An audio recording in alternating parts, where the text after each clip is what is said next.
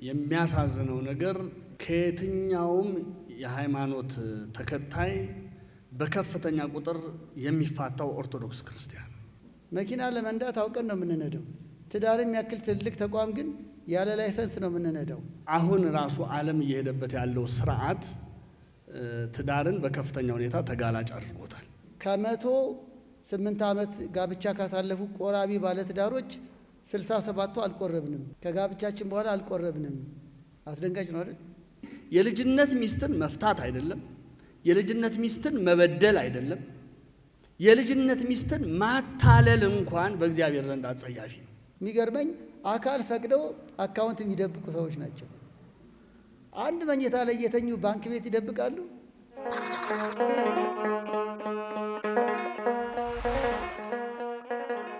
የተከበራችሁ አባቶች፣ ካህናት፣ መምህራነ ወንጌል፣ ለተልእኮ የምትፋጠኑ ወንድሞች ዲያቆናት፣ እንግዲህ ይሄ ርዕሰ ጉዳይ ቀደም ብሎ የተያዘ ነው።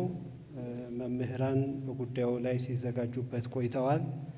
ቅድም እንደተገለጠው ዛሬ ከሁለት መምህራን አባቶቻችን በዚህ በመድረኩ ላይ ሆነን እንዲሁም መምህራችን መላከ ሰላም ታዬ አብርሃምም እዚሁ አሉና ቤተ ክርስቲያን እጅጉን ስለሚገዳት በቤት ውስጥ ስላለች ቤተ ክርስቲያን የክርስቲያኖች ትዳር ምን ትላለች?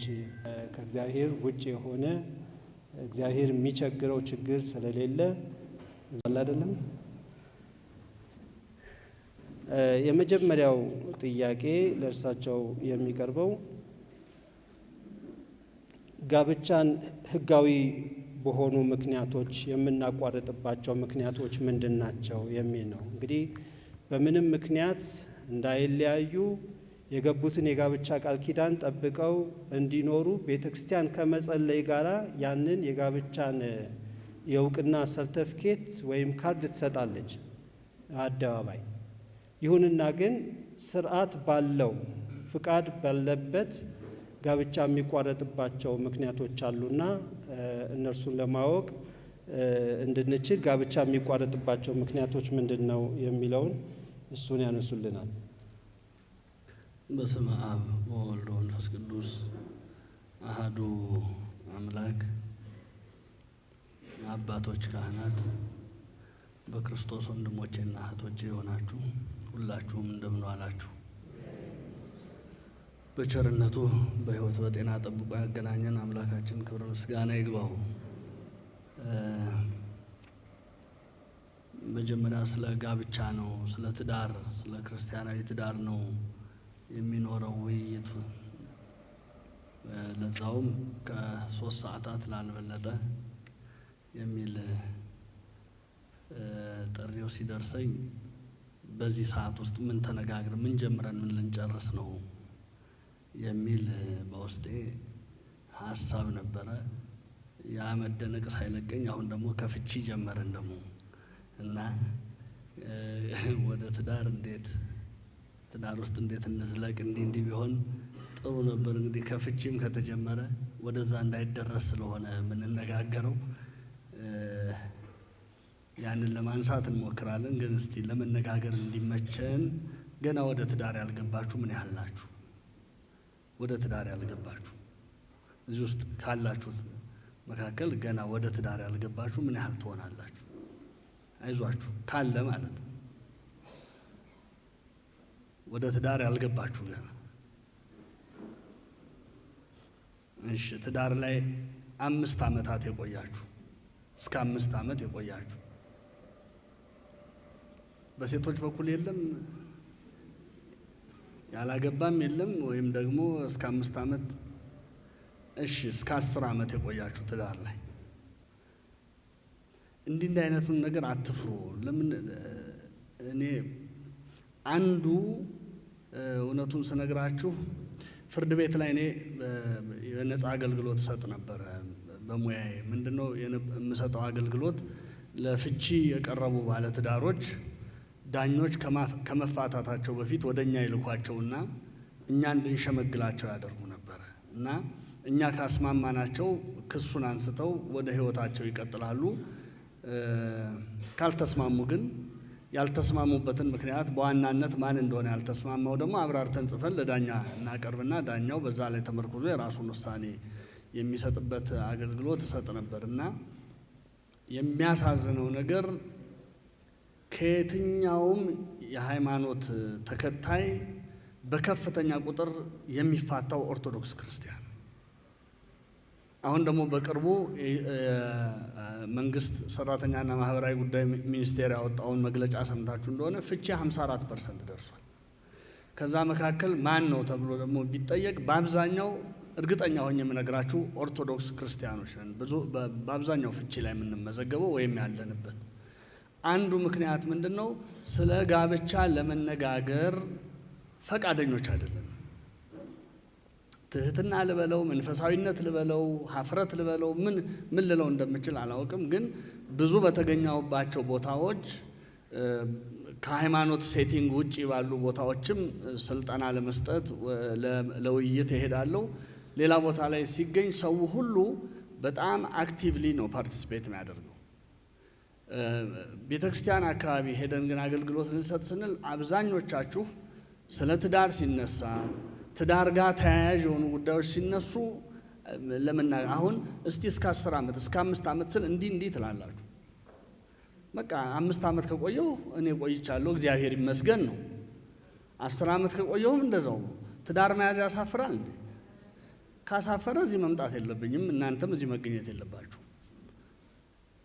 እዚህ በዚህ ስሜት እናውራ። እሺ አሁን እስከ 10 ዓመት የቆያችሁ ድንቅ። ከ10 ዓመት በላይ ጥሩ ነው።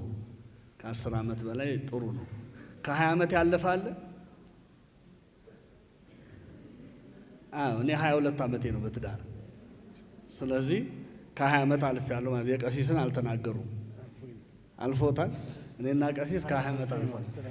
10 ዓመት ነው። እሺ ስለዚህ ሲኒየር ነኝ እኔ ለቀሲስ ማለት ነው በትዳር እና እግዚአብሔር ይመስገን በዚህ ስሜት ነው አሁን የምናወራው። አስተማሪና ተማሪ የለም እዚህ። አሁን እንደ አንድ ቤተሰብ የአንድ አባት የአንድ እናት ልጆች እንደሞ እስቲ እንመካከር። እየፈረሰ ነው ቤታችን፣ ልጆቻችን እየተበተኑ ነው፣ ከኛ ማየት የሌለባቸውን ነገሮች እያዩ ነው። ስለዚህ ኃላፊነት እንደሚሰማው ሰው እንነጋገር። ለዛውም ደግሞ እየተነጋገርን ያለ ነው ክርስቲያናዊ ትዳር አይደል እያልን ያለ ነው። ክርስቲያናዊ ትዳር ይሄንን በትዕምርተ ጥቅስ ውስጥ አስቀምጡልኝ።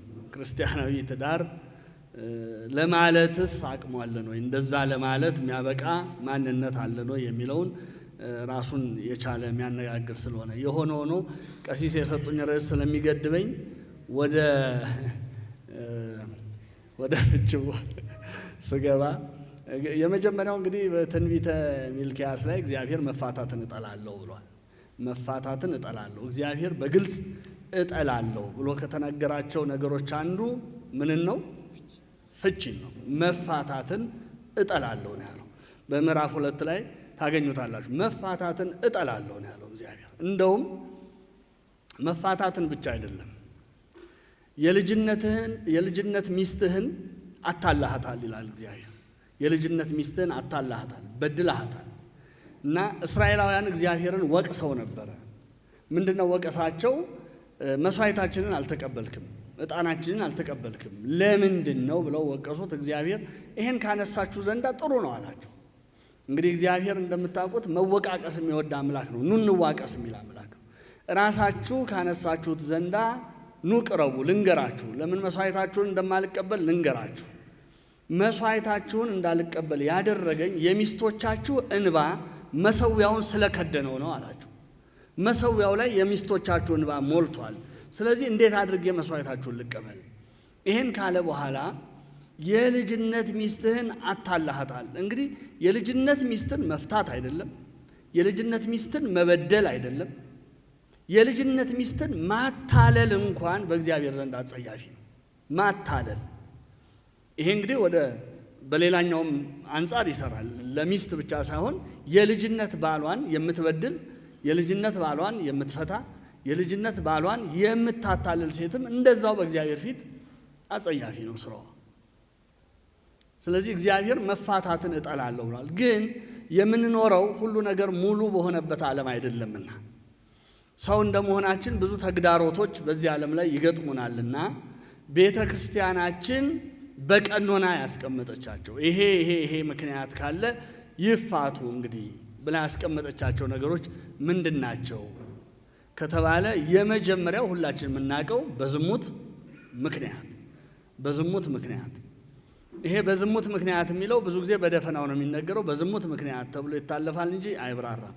በዝሙት ምክንያት ሲባል ፍትሐ ነገሥቱ ላይ አብራራው ይሞክራል። ፍትሐ ነገሥት አንቀጽ 24ን ስታነቡ አብዛኛው ስለ ጋብቻ ነው የሚናገረውና ስለ ትዳር ነው የሚናገረውና እዛ አንቀጽ 24 ላይ ሲናገር ቁጥር 937 ላይ ስታነቡት አንዱ ቢዘሙት የእውነት ከተጸጸተ ለምን ሰው ስሁት ፍጥረት ነው ይታወቃል። አውቆ ብቻ ሳይሆን ተስቶትም ሊያደርግ ይችላል። ሰው ሁልጊዜ አንድ ሰው ኃጢአት ሲሰራ አውቆ ነው አንልም። ለዚህ ነው በቤተ ክርስቲያናችን በስህተት በግድፈት አይደለም እንለው፣ ወይም አውቀን በድፍረት ሳናውቅ በስህተት። ስለዚህ አንድ ሰው ኃጢአት ሲሰራ አውቆ ነው ይሄን ያደረገው። አውቆም ይሰራል እናውቃለን። ቀጠሮ ይዞ እቅድ አቅዶ ኃጢአት ይሰራል። ጨርሶ እግዚአብሔርን መፍራት የተለየው ማለት ነው፣ የእግዚአብሔርን ፊት የናቀ ነገር ግን እንደዛው ደግሞ ሰው ሊስት ይችላል። በቃ ይሄ የሰው ድካሙ ነው፣ አንዱ የሚታወቅበት ድካሙ ነው። ስሁት ፍጥረት እንለዋለን ሰውን። አባቶቻችን ሲገልጡት ሰው ስሁት ፍጥረት ነው፣ ደካማ ፍጥረት ነው። ዳዊትም እስመ ውእቱ ያምር ፍጥረተነ አይደል ያለው፣ እሱ የባህሪያችንን ድካም ያውቀዋል። ቅዱስ ጳውሎስም ሮሜ 7 ላይ ምን አይነት ጎስቋላ ሰው ነኝ፣ የምወደውን ትቼ የማልወደውን አደርጋለሁ፣ እኔ ምን አይነት ጎስቋላ፣ ለዚህ ለስጋ የተሸጥኩ ደካማ ጎስቋላ ሰው ነኝ ይላል። ስለዚህ ሰው ሊሳሳት ይችላል። ተስቶት አንዱ ከሁለት አንዳቸው ተስቶት በዝሙት ቢገኝ ግን የእውነት ቢጸጸት አንደኛው ሳያውቅ ቢቀር ፍትሐ ነገሥቱ ነው ቀጥታ የምናገረው። ሳያውቅ ቢቀር አንደኛው ብቻውን ንስሐ ይገባል ይላል። ብቻውን ንስሐ ይገባል።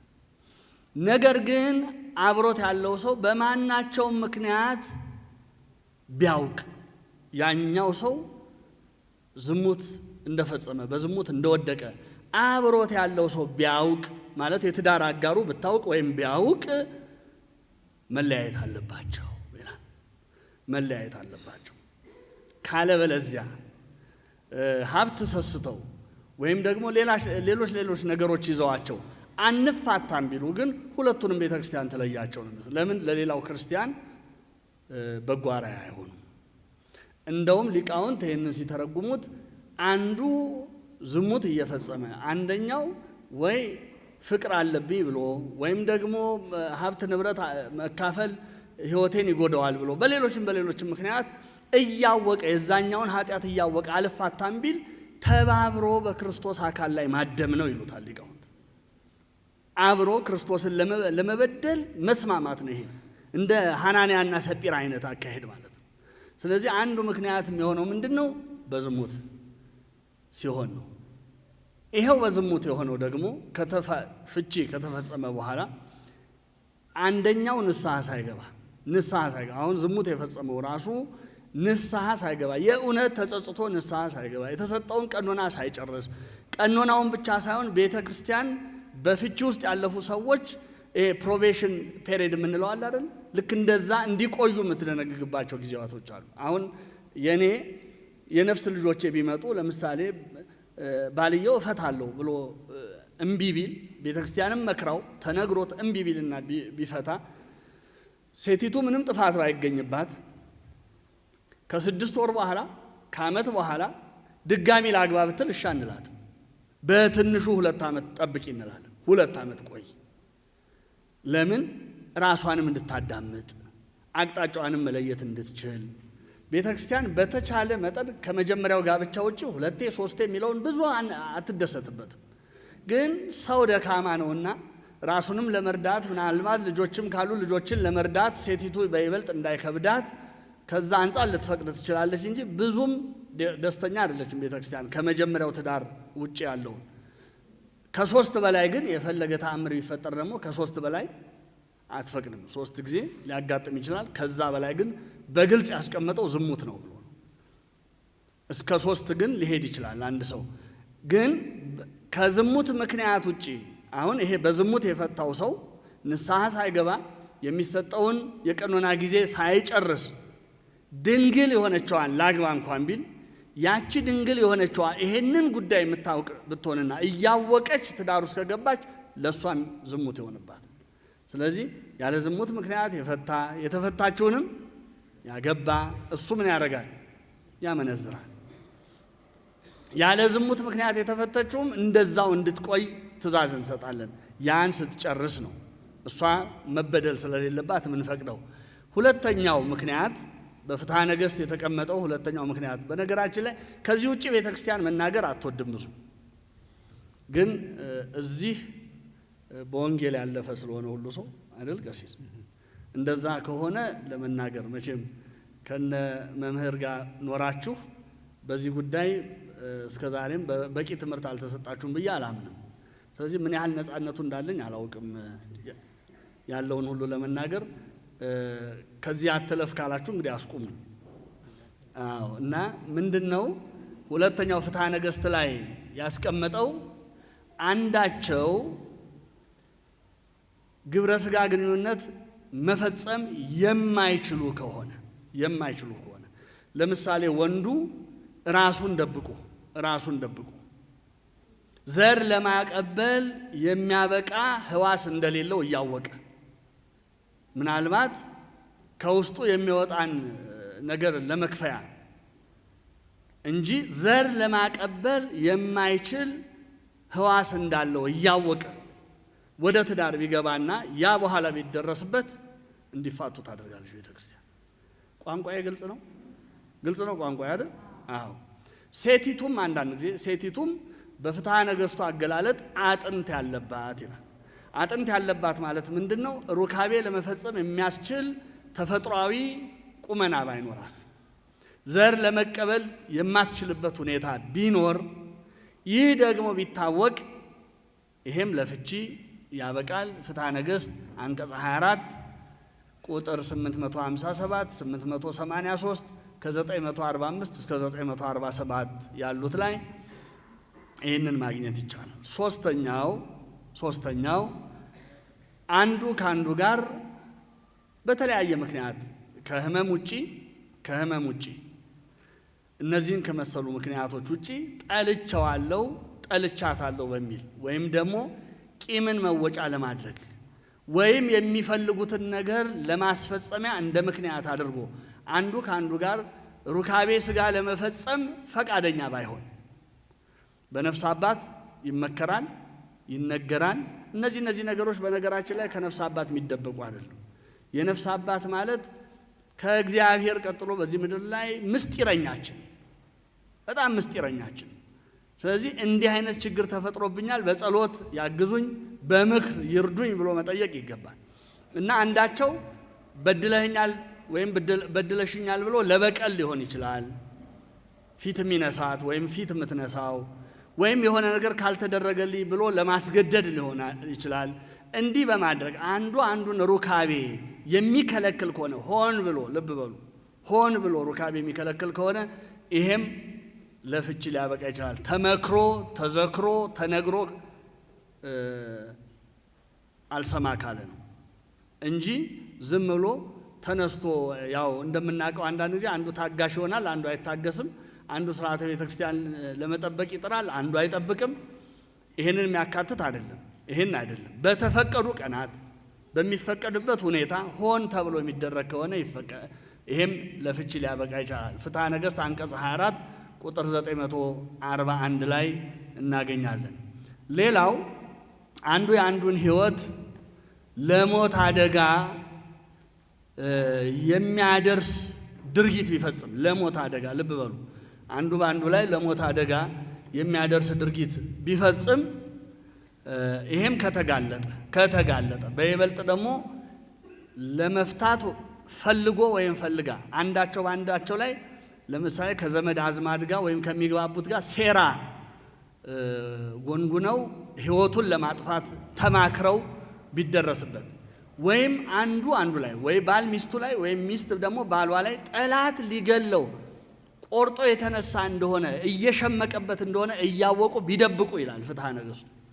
እያወቀ ቢደብቁ ወይም ደግሞ አንዱ አንዱን ለጥቅምም ይሁን በሌላ ምክንያትም ይሁን ለዝሙት አመቻችቶ ቢሰጥ እነዚህ ነገሮች ከተፈጸሙ አሁንም ወደ ፍቺ ሊሄድ ይችላል።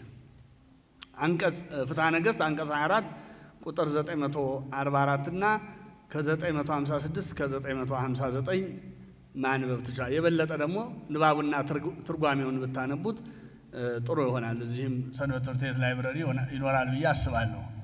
ሌላው ለፍቺ የሚፈቀድበት ምክንያት የማይድን የአእምሮ በሽታ ከተያዘ የማይድን አሁንም ልብ በሉ የማይድን ይልቁንም የአእምሮ በሽታው አብሮት ያሉት ሰዎች ላይ አደጋ የሚያደርስ ከሆነ። ሌላው ለፍቺ ምክንያት የሚሆነው ከሁለቱ አንዳቸው ለተራዘሙ ዓመታት ለእስር የሚዳርግ ወንጀል ፈጽመው ቢገኙ ለተራዘሙ ዓመታት ወንጀል ጥፋተኛ የሆኑበት የተረጋገጠባቸው ወንጀል ፈጽመው ቢገኙ እንደ አበነፍስ እንደ መምህረ ንስሐ ምክር የተወሰነ ጊዜ እንዲታገሱ ከተደረገ በኋላ ይህንንም ቤተክርስቲያን አንዱ ሕይወቴን እቀጥላለሁ ቢል ከሞት ቁጥር ስለሆነ አሁን እድሜ ይፍታህ ቢባል ወይም 20-30 ዓመት ቢፈረድበት ከሞት ቁጥር ስለሆነ ቤተክርስቲያን ይህንንም ለፍቺ ምክንያት አድርጋ ትቀበላለች። ሌላኛው ምክንያት አብረነን ወደዚሁ ነው። የምታውቋቸው ወንድሞቻችሁ ናቸው የሚገቡት። አይናችሁ ወደዛ ነው የሚለው። ሌላው ምክንያት ሴት ከባሏ እውቅና ውጪ ልብ ብላችሁ አዳምጡ። ይሄንን ሴት ከባሏ እውቅና ውጪ ጽንስ ብታስወርድ ከባሏ የጸነሰችውን የተለያየ ምክንያት ፈጥራ ባሏ እውቅና እንዳይኖረው አድርጋ ወይም እንዳያውቅ አድርጋ ጽንሱን ብታቋርጥ የልጁ ነፍሰ ገዳይ ናትና ልብ በሉ ልጁን እስከ መግደል ደርሳለችና ይህንንም ምክንያት አድርጎ እፈታለሁ ቢል ቤተክርስቲያን ልትቀበለው ትችላለች። ሌላው ምክንያቱ ባልታወቀበት ምክንያት አንዱ የሄደበት ቦታ ሳይታወቅ ቢጠፋ ለምሳሌ ኑሮ ለውጣለሁ እንዲህ ላለው ብሎ ቢሄድና አድራሻው ቢጠፋ ባይታወቅ የት እንደሄደ ምን እንደሆነ ይሙት ይኑር ባይታወቅ ይሄ በወታደሩ ዓለም ውጊያ ላይ የጠፋ ሰው ወይ መሞቱ ወይ መማረኩ ያልታወቀ ሰው እንደዛ የሚመዘገብበት ጊዜ አለ። በሞተ ከዳ ተብሎ ይመዘገባል። ወይ ሞቷል ወይ ከድቷል አይታወቅም። እንደዛ ተብሎ እንደሚመዘገበው ይሄም ሰው የሄደበት ሳይታወቅ ቢቀር ድምፁ ቢጠፋ እስከ 5 ዓመት ይታገሱ ይላል ፍትሐ ነገሥቱ። 5 ዓመት ወንዱም ከሆነ ይታገስ፣ ሴቷም ከሆነች ትታገስ። ከዛ በኋላ ምንም ድምፁ ሳይሰማ ቢቀር ግን ቤተክርስቲያን የፍቺ ጥያቄያቸውን ልታስተናግድ ትችላለች። የመጨረሻው ይሄ ፍትሐ ነገሥት አንቀጽ 24 ቁጥር 952 ላይ ነው። የመጨረሻው ሁለቱም በምንኩስና ለመኖር ቢስማሙ ይሄ ደግሞ በስምምነት ነው። በስምምነት ሁለታቸውም ከዛ በኋላ በትዳር ይሄን ያህል ጊዜ ኖረናል፣ እግዚአብሔርን በትዳር ይሄን ያህል ዓመት አገልግለናል፣ አሁን ደግሞ በዚህ ሁኔታ እናገልግለው እግዚአብሔርን ብለው ቢስማሙ ይሄንንም እንቀበላለን። ያን ስንል ግን በፍቺ ላይ ሙግቶች አይነሱም ማለት አይደለም። በቤተ ክርስቲያን አሁንም የሚነሳ ሙግት አለ። አንደኛው ሙግት ምንድነው? እግዚአብሔር ለትዳር ያለውን ዓላማ ስለሚያዛባ በምንም ተአምር ፍቺ ተቀባይነት ሊኖረው አይገባም ብለው አቋም የሚይዙ ሊቃውንት አሉ። ሁለተኛ ደግሞ ይህ ዓለም ቅድም እንዳልነው የተለያየ ችግር የሚያስተናግድ ዓለም ስለሆነ ያንን ችግር ሰምተን ቤተክርስቲያን እንደ ባላደራ የእግዚአብሔር ልጆች ባላደራ ናትና ቤተክርስቲያን እንደ ባላደራ ዳኝነት መስጠት ይጠበቅባታል። ከዛም የከፋ እርስ በርስ ወደ መገዳደል እርስ በርስ ወደ መከፋፋት ሊሄዱ ስለሚችሉ ሁኔታውን አይታ እንደ ሁኔታው ማስተናገድ አለባት የሚል ሁለት አይነት ሙግት ይነሳል። በዋናነት ግን ቤተክርስቲያን የምታበረታታው ምንድነው? በየትኛው መንገድ ቢሆን እግዚአብሔር ፍቺን እጠላለሁ ስላለ ትዳርም ደግሞ በዋናነት ትዳር የሚተርከውን ነገር ማወቅ አለብን። ምንድን ነው የሚተርከው የሚለውን ነገር በብሉይ ኪዳን ብንወስድ ትዳር ነገረ ስጋዌ ተሸክሞ እያሸጋገረ 5500 ዘመን ነገረ ስጋዌን ተሸክሞ እያሸጋገረ ያመጣ የተቀደሰ ሕይወት ነው ትዳር። እመቤታችን ምንድን ነው አኮ በፍትወተ ደነዝ ዘተጸነስኪ አላ በሩካቤ ዘበሕግ እምሃና ወኢያቄም ተጸነስኪ፣ በሕግ በሆነ ሩካቤ ተጸነ። እንግዲህ መጨረሻ መሲሁን የምትወልደው እመቤታችን በሕግ ከሆነ ትዳር በሕግ በሆነ ሩካቤ ነው የተጸነሰችው እና ይሄንን የመጨረሻ የሚፈጸመውን ነገረ ስጋዌን ተሸክሞ በአደራ በቅብብል ሲያመጣ የነበረ የተቀደሰ ሕይወት ነው ትዳር። በአዲስ ኪዳን ስንመጣ ደግሞ የቤተ ክርስቲያንና የክርስቶስን በስብከተ ወንጌል አገልግሎት ውስጥ የሚያገለግሉ አባታችን ናቸው። ከዛ በተጨማሪ ደግሞ እንዲሁ በጋብቻና ሌሎች ተያያዥ ጉዳዮች ላይ የምክር አገልግሎት በመስጠት ላይ ያሉ አባታችን ናቸው። ጥያቄውን ያው ገልጬላችኋለሁ። አጽንኦት ለማሰጠት ይህንኑ ጥያቄ ላይ እሳቸው የሚጨምሩትን ሀሳብ ለማግኘት እንዲቻል ይህንኑ ጥያቄ መልሰን ለእሳቸው እናቀርባለን።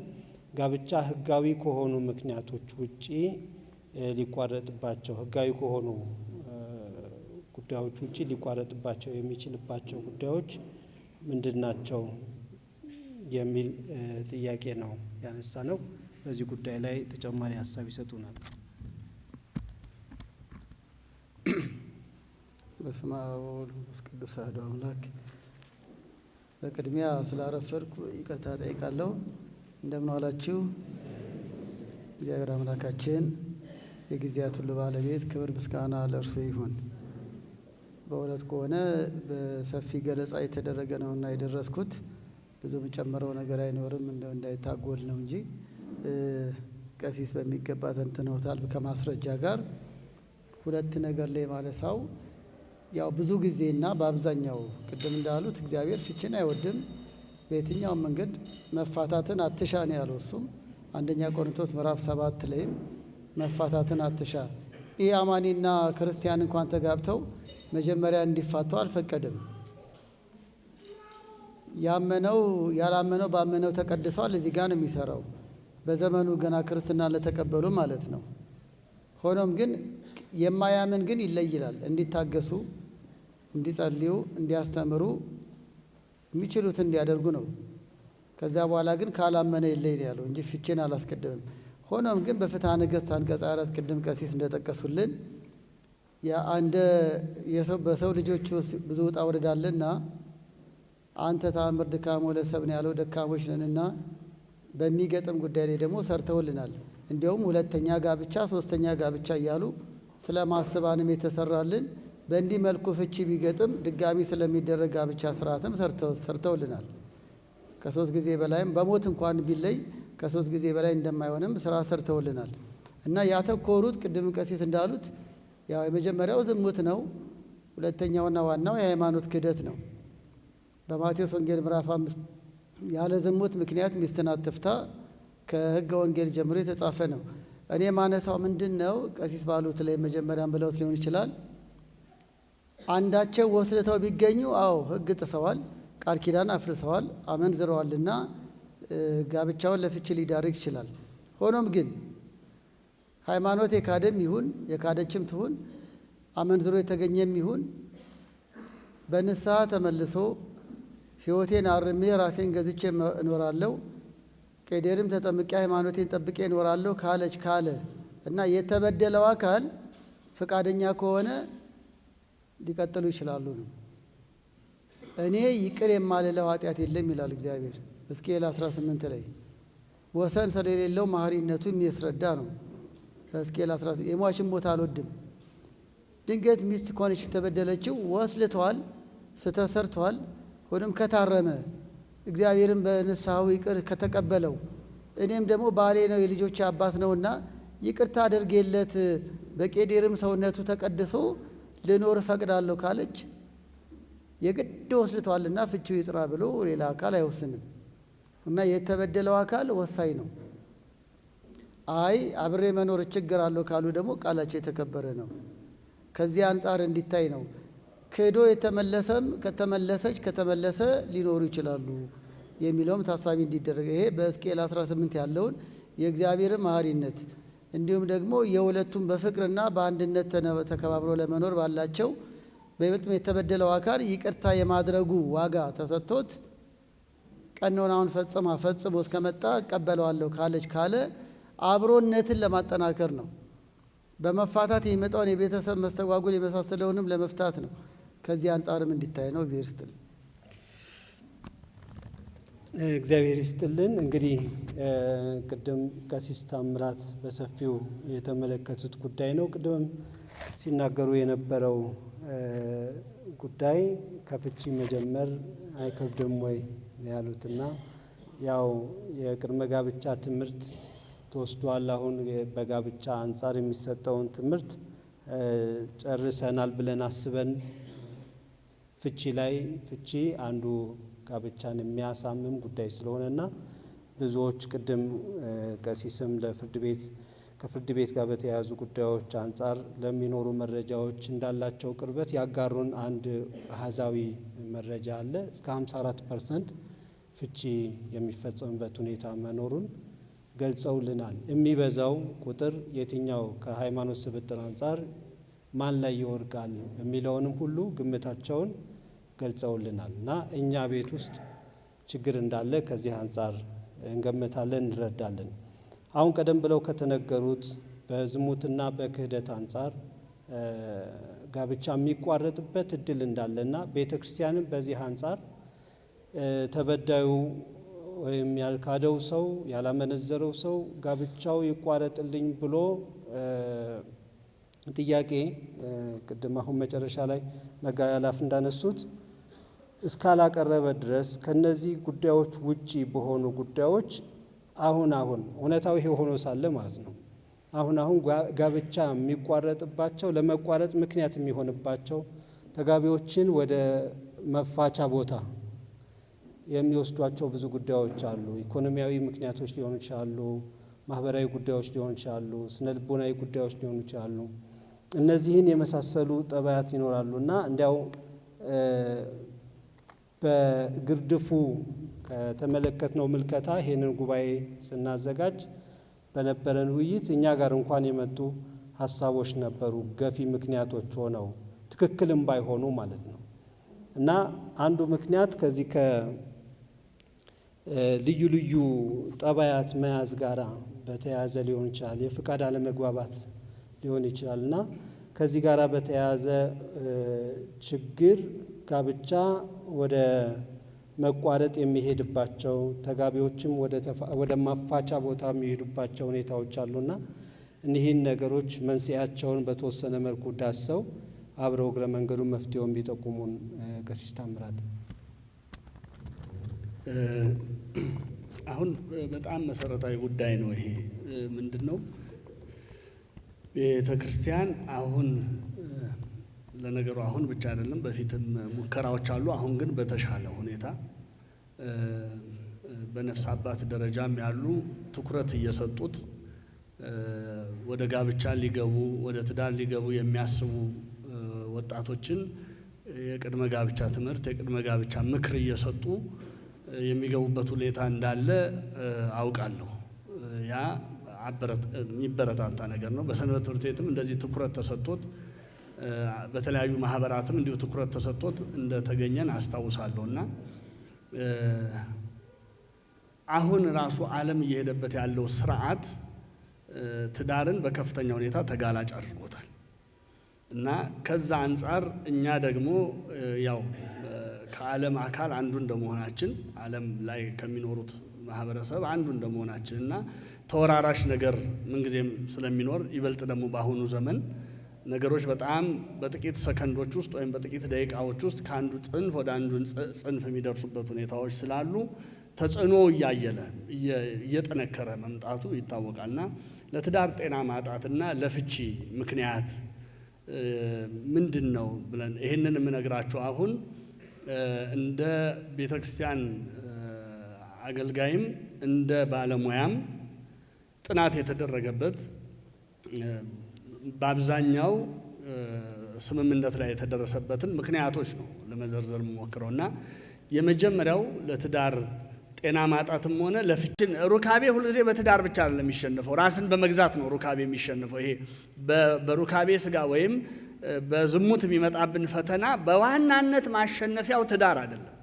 በዋናነት ማሸነፊያው ራስን መግዛት። ትዳር ቢሆን ኖሮ ትዳር ላይ ሆኖ ሰው ዘማዊ አይሆንም ነበር። አሁን ደግሞ እንደምናውቀው ብዙ ባለ ትዳር ዘማዊ አለ እውነት ለመናገር። ስለዚህ ይሄንን በቃ ራሴን መግዛት አልቻልኩም፣ ስለዚህ ትዳር ላይ ብገባ በዚህ ባቅልሎተ ፍትወት ቢያንስ ትንፋሽ አገኛለሁ ብሎ የማሰብ ልክ ያልሆነ ካልኩሌሽን ማለት ነው። አንዳንድ ጊዜ ደግሞ ቅድመ ትዳር እንደ ቤተ ክርስቲያናችን አስተምሮ ስህተት ወይም ክልክል የሆነውን ቅድመ ትዳር ግንኙነት ውስጥ ይገቡና በጓደኝነት ወይ በጮኝነት እያሉ ግንኙነት ይጀምሩና ያልተፈለገ እርግዝና፣ በእነሱ ቋንቋ በእግዚአብሔር እይታ ያልተፈለገ የሚባል ነገር የለም። በሰው እይታ ግን ያልተፈለገ የምንለው እርግዝና ሲከሰት ገመናዬ እንዳይወጣ፣ ቤተሰቤ እንዳይዋረድ፣ ሁለቱ መጀመሪያውኑ ገና አልተዋወቁም፣ አልተስማሙም። በአይምሮ በመንፈስ ሳይግባቡ ነው አካላቸው ወደ መተዋወቅ የደረሰው። ያ የሚያመጣው ጣጣ ገፍቶ የሚያስገባቸው አለ። ነጮቹም ይሄ ሻትጋን ማሬጅ ይሉታል። አባቱ የሴቷ አባት ሽጉጥ ደቅኖብሃል ማለት ነው፣ ታገባለህ ወይ እገልሃለሁ አይነት ነው በእነሱም። እና ይሄ ከጋብቻ በፊት የሚኖር የሩካቤ ልምምድ ያልተፈለገ እርግዝና ሲከሰት እንገባለን። የኢኮኖሚ ችግር በቃ ቤተሰቤን ላሳልፍላቸው። አሁን በአብዛኛዎቹ ሴቶች የሚታይ ወደ ጋብቻ የሚገቡበት የቤተሰቤን ችግር ልቅረፍ፣ የቤተሰቤን ችግር ላስወግድ ብለው ጠንክሮ ከመስራት ይልቅ ትዳርን እንዳማራጭ መቁጠር። እነዚህ ተፈጥሯዊ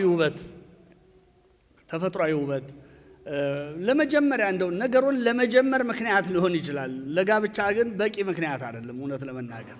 ለምን መልክ፣ ቁመና ሁላችንም እንደምናውቀው ከእድሜም ሆነ ከሁኔታዎች ጋር ተያይዞ የሚቀየር ነገር። ስለዚህ እሱ ላይ ተመርኩዘን ወደ ትዳር መግባታችን እነዚህ ሁሉ ምንድነው ማነሳው? እነዚህ ሁሉ ጤናማ ያልሆኑ ምክንያቶች መጀመሪያውኑ ወደ ትዳር ስንገባ የገባንበትን ምክንያት አለማወቅና ጤናማ አለመሆናቸው ትዳሩንም ይረብሸዋል፣ ለፍችም ምክንያት ይሆነዋል።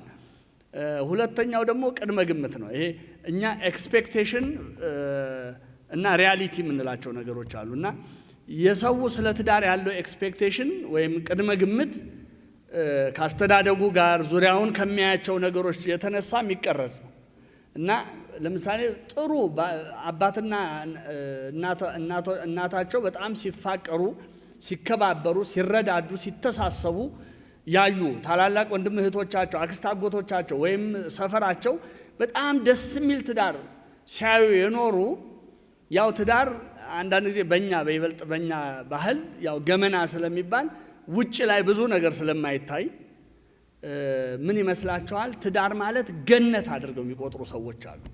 እና እኛ ይሄ አንሪያሊስቲክ የምንለው ከእውነታ በጣም የራቀ ለእውነታ ያልቀረበ ቅድመ ግምት ወይ ገነት አድርገው ይስላሉ፣ ወይ ደግሞ በጣም አስጨናቂ በሆነ ትዳር ውስጥ ያደጉ ልጆች ከሆኑ ደግሞ ትዳርን ሲኦል አድርገው ይስላሉ። ትዳር ግን ሲኦልም አይደለም፣ ትዳር ገነትም አይደለም። ትዳር እንደ ማንኛውም ህይወት ማለት በዚህ ምድር ላይ ስንኖር እንደሚያጋጥመን እንደ ማንኛውም ህይወት ቻሌንጅ የሚያጋጥመው ችግር የሚያጋጥመው ግን ሁለቱ እንዳንድ ልብ መካሪ እንዳንድ ቃል ተናጋሪ ሆኖ በመተሳሰብ በመነጋገር በመረዳዳት በመሸናነፍ ማለት አንዱ አንዱን ማሸነፍ ሳይሆን አንዱ ለሌላው በመሸነፍ ልብ በሉ የተናገርኩትን ቃል አንዱ አንዱን በማሸነፍ አላልኩም።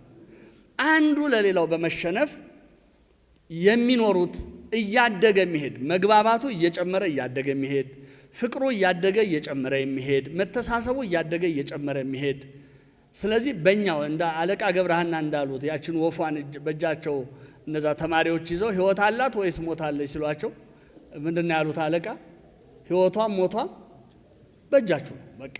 ስለዚህ እውነት ለመናገር የትዳራችን ህይወቱም ሞቱም በእኛ እጅ ላይ ነው ያለው። ስለዚህ ቅድመ ግምታችንን ማስተካከል ቅድመ ግምታችን አንዳንዱ ቤቱ ያጣውን አሁን እናትና አባቱ ቤት ሲያድግ ያጣውን ቦታ ለማግኘት ትዳር ውስጥ ይገባል። እንደ ንጉስ እንዲከበር ሴቷም ከሆነች እንደ ንግሥት እንድትታይ በክርስቲያናዊ ትዳር ይልቁንም በይበልጥ ክርስቲያኖች ስለሆነን እዚህ ያለ ነው። በክርስቲያናዊ ትዳር ለመገልገል ተብሎ አይገባም። አገልጋዮች ለመሆን ነው የምንገባው።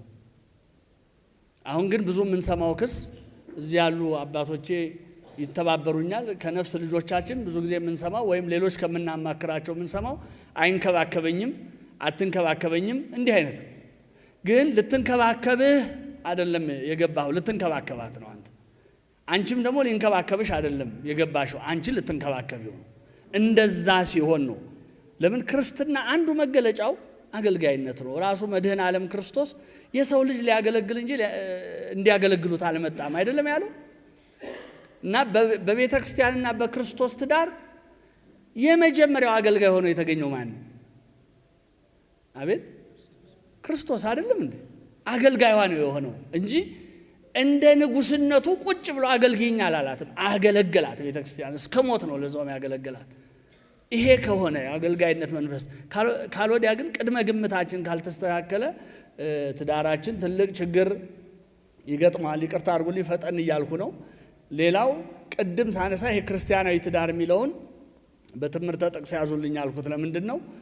ምን ማለት ነው ክርስቲያናዊ ትዳር ስንል ሁለት ክርስቲያን ለመባል ማለት ክርስቲያን ለመባል የበቁ ክርስቲያን ብለን ልንጠራቸው ድፍረት ያለን ሰዎች የሚመሰርቱት ህይወት የሚገቡበት ምስጢር ነው። ስለዚህ ክርስቲያን ማን ነው? እኔ ጥያቄ ክርስቲያን ማን ነው? መንፈሳዊ ማን ነው? ብዙ ጊዜ ይቅርታ አድርጉልኝ ክርስቲያን መንፈሳዊ ስንባል ቤተክርስቲያን በየቀኑ ከሄደ ሲጸልይ የሚታይ ከሆነ ጾም የሚጾም ከሆነ እንዲህ ሚል ከሆነ ይሄ መንፈሳዊ ነው እንላለን። ግን ነው ጥያቄ ግን ነው ያ ነው ክርስትና? ትህትና በሌለበት፣ ትዕግስት በሌለበት፣ ፍቅር በሌለበት፣ ርኅራኄ በሌለበት፣ ራስን መግዛት በሌለበት፣ ስለ ጾመ ብቻ ስላስቀደሰ ብቻ ወይም የቤተ ክርስቲያን አገልግሎት ላይ ስለተሳተፈ ብቻ ክርስቲያን ነው? ስለዚህ ሲጀመር ክርስቲያኖች የሚመሰርቱት ትዳር እና እዛው ትዳር ውስጥ እንደ ክርስትና ከኖሩ በፍጹም ችግር አይገጥም። ግን ብዙዎቻችን እንደ ክርስትና ስለማንኖር የተዛባ ስብዕና ይኖረናል። ወይ አምባገነን እንሆናለን፣ ወይ ተጠራጣሪ እንሆናለን፣ ወይ ተቆጣጣሪ እንሆናለን። ብቻ አብሮን የሚኖረውን ሰው የምናስጨንቅ እንሆናለን። ስለዚህ ሲጀመር ራሳችንን በክርስትና ቅኝት ውስጥ ካኖር ነው ልንመስለው የሚገባንን ከመሰልን እነዚህ ችግሮች አይኖሩም። ብዙ ግን የምናየው ምንድን ነው? የጠባይ ችግር። ለዛውም መጽሐፍ ቅዱስ እኮ እንዲህ አይልም። አንተ ክርስቲያን አይደለህም ወይ? አንቺ ክርስቲያን አይደለሽም ወይ? እንዴት እንዲህ ትናገራለሽ? እንዴት እንዲህ ታደርጋለህ ስንል እንዲህ ከሆነ ይቅርብኝ ክርስትናውም እስከ ማለት የሚደርሱ አሉ። በቃ ለምን ጥንቅር ብሎ አይቀርም እስከ ማለት የሚደርሱ አሉ። ይሄ ከሆነ ራስን ክርስቲያን ብሎ መጥራት አንድ መምህራችን የሚሉት ነገር ነበረ። የቤተ ክርስቲያን አገልጋይ መሆን፣ መነኩሴ መሆን፣ ቄስ መሆን፣ ሰባኪ መሆን፣ ጳጳስ መሆን፣ ፓትርያርክ መሆን ይሄ ሁሉ ቀላል ነው ይሉ ነበር። አንድ መምህራችን ነበሩ። ከባዱ ክርስቲያን መሆን ነው ይሉ ነበር። በጣም ከባዱ ክርስቲያን መሆን ነው። ይሄን ሁሉ መሆን ከተማርክ ያን የሚፈልገውን ስርዓት ከተከተልክ ትሆናለህ። ምን ችግር አለ? ክርስቲያን መሆን ግን ከባድ ነው ይሉ ነበር። እዚህ ስንገባ የእውነት እኔ ክርስቲያን ሚስት ነኝ ወይ? ራሷን መጠየቅ አለባት ሴቲቱ። እኔ ክርስቲያን ሚስት ነኝ ወይ? እኔ ክርስቲያን ባል ነኝ ወይ? ክርስቲያን ባል ነኝ ወይ? አንድ ክርስቲያን ሊታይበት ማለት ቆይ ይቅርታ አድርጉልኝና መለኪያውን ላስቀምጥ። መለኪያው መቀመጥ አለበት። የክርስቲያን ባል መለኪያው ማን ነው? ክርስቶስ። በቃ አያችሁ። ስለዚህ አንድ ክርስቲያን ባል እኔ ክርስቶስን ምመስል ባል ነኝ ወይ ብሎ ራሱን መጠየቅ አለበት። እዛ ላይ ያልቃል ጉዳዩ። ሴቲቱም እኔ ቤተ ክርስቲያንን የምትመስል ሚስት ነኝ ወይ? ለክርስቶስ ሁልጊዜ ሙሽራው መስዬ ለመገኘት የምጥር ይህንን መጠየቅ አለባት። ያ ከሆነ ይሄ ትንንሽ ጠባዮቻችን ችግር አይፈጥሩም። አሁን ባለው ጊዜ አንዱ ሳላነሳው የማላልፈው ነገር ምንድነው? ከተጋላጭነት አንጻር አብዛኛው አሁን ትዳር ውስጥ እየረበሸ ያለ ደግሞ ሴክሹዋል ኦሪንቴሽን፣ ይሄ የሩካቤ ስጋ ልምምዳችን፣ አጉል ልምምድ ምንድን ነው ይሄን ያመጣው? ሁላችንም እንደምናውቀው አሁን ኢንተርኔት እጃችን ላይ ነው አይደለም? ኢንተርኔት እጃችን ላይ ነው። ያ ነገር ደግሞ ጣታችን እንደነካው ነገር አንዳንድ ጊዜም ደግሞ ያልፈቀድነውን ነገር ሁሉ ያመጣል እና ብዙ ሰው ተጋላጭ ሆኗል ለሱ እና እዛ ላይ ብዙ የክርስቲያንን ትዳር ሊፈትኑ የሚችሉ መልእክቶች ይተላለፋሉ። አንዳንድ ጊዜ እግዚአብሔር አንጽቶ ቀድሶ የፈጠረውን ነገር ሳይቀር እንዲህ ብትሆኑ እንዲህ ብታደርጉ እያለ ይሄ ህሊናችንን እንዲህ ብዬ ብገልጠው እንግዲህ ቤተሰባዊ ውይይት ስለሆነ ይቅር በሉኝ እሺ። ምን ሆኗል መሰላችሁ? ሁለት የሩሲያ አባቶች ወጣቶችን ስለ ሩካቤ ስጋ ክርስቲያናዊ ጠባይ እንዴት መምሰል እንዳለበት ሊያስተምሩ መድረክ እንደዚህ አሁን እንደኔና እንደ ቀሲስ ሊጋበዙ ከመድረክ ጀርባ ሁለቱ ይመካከራሉ እና አንደኛው እኔ ጨነቀኝ አሉ ይላል መጽሐፉን ሳነብ። እኔ ጨነቀኝ ለምን? አሁን እኛ ቄሶች ነን፣ ወተን ህዝቡ መሃል ሩካቤ ስጋ ግብረ ስጋ ግንኙነት እያለን ስናወራ ሰው እኮ አንደበታችንን እንደ ማርከስ ነው የሚያየው። ሰው በጤናማ መልክ አያየንም። እንዴት ይሻላል? ይሄ ጨንቆኛል ብለው ይነግሯቸዋል። ሲነግሯቸው እኛኛው ካህን ምን አሏቸው? ወተን የምንናገረው ልጆቻችንን ለማዳን አይደለም አሉ። አዎ እንግዲያው ልጆቻችንን የምናድን ከሆነ መርዝም ቢሆን መቅመስ ይኖርብናል። ስለዚህ ከዛ አንጻር ነው የምናገረው። ተረድታችሁኛል? እና እኔም ቀሲስም ምናልባት ከካህናት ይሄ ይወጣል የምትሉትን ነገር ብንናገር ሌላ አይደለም ምክንያታችን፣ ልጆቻችንን ለማዳን ካለን ፍላጎት ቤታችን እንዳይፈርስ ከመፈለግ አንጻር አድርጋችሁ እንድትወስዱልኝ በትህትና ለምናለሁ። እና ምንድነው ከዚህ ከሩካቤ ስጋ ጋር በተገናኘ ብዙዎች ባለትዳሮች አሁን አንዱ የሚመጣው ጥያቄ ምንድነው? ባሌ አካሌን አያከብርም፣ ሚስቴ አካሌን አታከብርም፣ እንዲህ ካልሆንሽ እንዲህ ካልሆንክ ይሉኛል። የኔ ጥያቄ ወዲያውኑ የሚሆነው ምንድነው? ከየት አመጣኸው ነው? ይሄን ልምምድ ከየት አመጣኸው? ከየት አመጣሽው? ምክንያቱ ደግሞ አሁንም ምንድነው? ኢንተርኔት ላይ ነው የሚወድቀው። እና የሚደንቀው ነገር የሳይኮሎጂ በየጊዜው የሚወጣ ዳያግኖስቲክ ስታቲስቲካል ማኑዋል የምንለው የሳይኮሎጂ መጽሐፍ አለ። በየአመቱ የአይምሮንና የስነ ልቦናን ቀውስ ዝርዝር የሚያወጣ ነው። እነዚህ ስነ ልቦናዊና አይምሮዊ ችግሮች ናቸው የሚል መጽሐፍ ነው።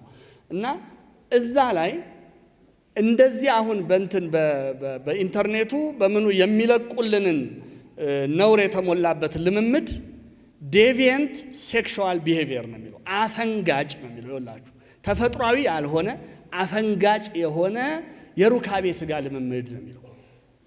አፈንጋጭ ነው እያሉን ግን እነሱ በኢንተርኔት ይለቁልናል። ምክንያቱ እስካላችሁኝ ይሄ የሚለቁትና እኛ እንደ ቀላል የምንመለከተው ነገር ለነሱ በየአመቱ ከ110 እስከ 120 ቢሊዮን ዶላር ገቢ ያስገኝላቸዋል። ይህን የሚያህል ትልቅ ገበያ ነው ለነሱ። በየደቂቃው አሁን ባወራንባት በአንዲት ደቂቃ ውስጥ በየቀኑ 64000 በደቂቃ 64000 የሚደርስ ቪዲዮ ይለቀቃል የሰውን ህሊና ለማቆሸሽ። ሶስት ነገሮች ትሪፕል ኤ የምንላቸው ነገሮች አሉ። ሶስት ነገሮች የበለጠ ለዚህ ተጋላጭ አድርገውናል። አክሰሲቢሊቲ፣ አፎርዳቢሊቲ፣ አኖኒሚቲ የምንላቸው በጣም አክሰሰብል ነው። በቀላሉ አሁን እጃችን ላይ ያለውን ሴልፎን ብንነካው ብቅ ይላል። አክሰሰብል ነው በቀላሉ። ሁለተኛ አፎርደብል ነው። በጣም በትንሽ ሳንቲም ያንን መግዛት እንችላለን። ሶስተኛ አኖኒሚቲ፣ ማንም ሳያየን ተደብቀን ማንም ሳያየን የሚጸልይ መስሎ ማየት ይችላል ማለት ነው። ማንም ሳያየው እግዚአብሔርን ካልፈራ። እነዚህ ሶስት ነገሮች ያንን ነገር ትውልዱ እንዲፈልግ ግፊት አድርገውበታል። ያን ያይና ያንን ካየ በኋላ ምንድነው መጥቶ ያንን ትዳሩ ላይ መሞከር ይፈልጋል። የዛን ጊዜ ከትዳር አጋሩ የሚመጣበትን ተቃውሞ ለማስተናገድ ፍላጎት አይኖረው። በቃ አንቺ ወግ አጥባቂ ነሽ፣ አንተ ባህላዊ ነህ፣ አንተ እንዲህ ነህ፣ መነቃቀፍ፣ መወቃቀስ አፈንጋጭ ባህሪ መሆኑን ለመቀበል ይከብዳቸውና በዚህ ይጣላሉ። የሚደንቀው ነገር ደግሞ ምንድነው? መተውም ደግሞ እውነቱን አይነግሩንም። የባሰበት ይናገራል እንጂ ምንድነው ያጣላችሁ ስንል አይ ምንም ልንግባባ አልቻልንም ነው የምትሉት። ምንም ልንግባባ አልቻልንም። ምንድነው ያግባባችሁ? ምንም የቤት አስቤዛ ያጋጫ? ኧረ በፍጹም ከበቂ በላይ አለ። ይቆጣሻል፣ ይመታሻል፣ ኧረ በፍጹም ትንቃለች፣ ትሰድባለች፣ ኧረ በፍጹም። ታዲያ ምንድነው? አይ በቃ እኔና እሷ አንሆንም። እኔና ቀሲስ እዚህ ያሉት አባቶቼ ባለን ልምድ እንደዛ ካላችሁ ወዲያውኑ ይገባናል፣ ምን እንደሆነ ይገባናል። በቃ የዛን ጊዜ ሳንወድ በግድ ይሄ ነው ችግሩ ብለን እንገባበታለን። እኛው ቅድም እንዳልኳችሁ ቀድመን መርዙን እንቀምሳለን ልጆቻችንን ለማዳን። ሌሎችም ብዙዎች አሉ። አንዱ የመጨረሻ መነግራችሁ ለፍቺ ብዙ አሉ ልዘረዝራቸው የምችለው፣ ግን እንደው ጊዜ ለመቆጠብ የባሰው ደግሞ ችግር ምንድነው ካላችሁ በአሁኑ ጊዜ የምታየው ለፍቺ ምክንያት እልህ በቃ ለመሸነፍ አለመፈለግ።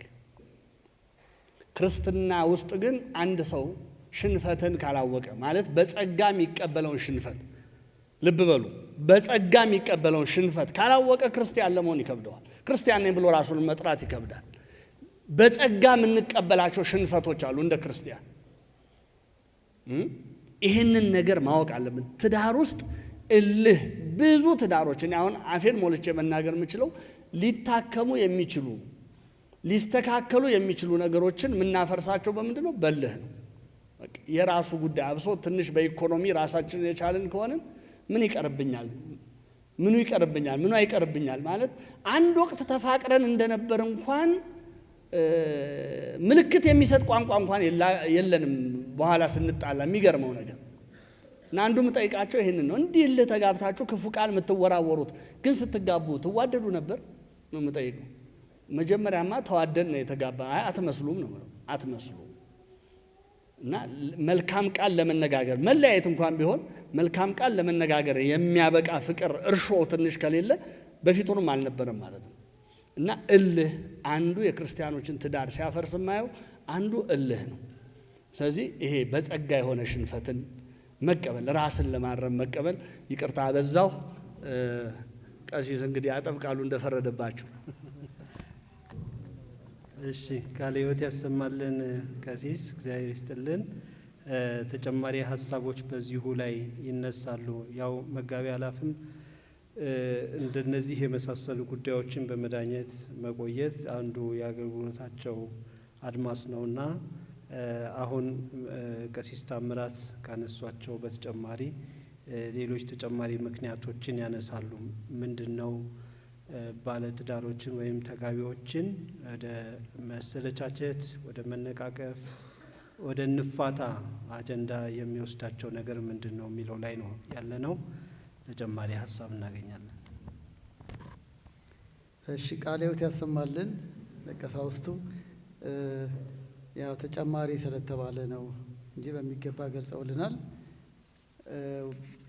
በእኔ አረዳድ ከመሰረቱ ስናይ ምንጩ በራሱ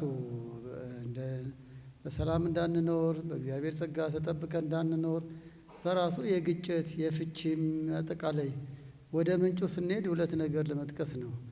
አንደኛው ሰይጣን አይረሳ እንጂ የጋብቻ ፈታኝ ሰይጣን መሆኑ አይረሳ። ሌላም ነገር እንዳለ ሆኖ ማለት ነው። ከምንጩ በሰው አድሮ ይሁን በባል በሚስት ልክ ለኢዮብ ሚስቱም ፈተና እንደነበረች ሁሉ በጦቢት ቤተሰብ ላይ ለምን አይነ ስውሮን ክብላ የጦቢት ሚስትም እንደሞገተች ሁሉ ሰይጣን ለሰብ ጸሩ ሰባ ቤቱም ይላል። በተለያየ መንገድ አድሮ ይፈትናል። አንደኛ ጴጥሮስ ምዕራፍ 5 ያው ጠላታችሁ ዲያብሎስ በዙሪያችሁ ነው ያለው። አስቀድሞም አዳምና ሔዋን ከትዳር ፈተና ነው እንግዲህ ከእግዚአብሔር ጸጋ ከገነት እንዲወጡ ያደረገው። እናም ፈታኙ አይረሳ። ይሄ የኔ ሀሳብ ብቻ ሳይሆን መጽሐፍ ቅዱሳችን ነው።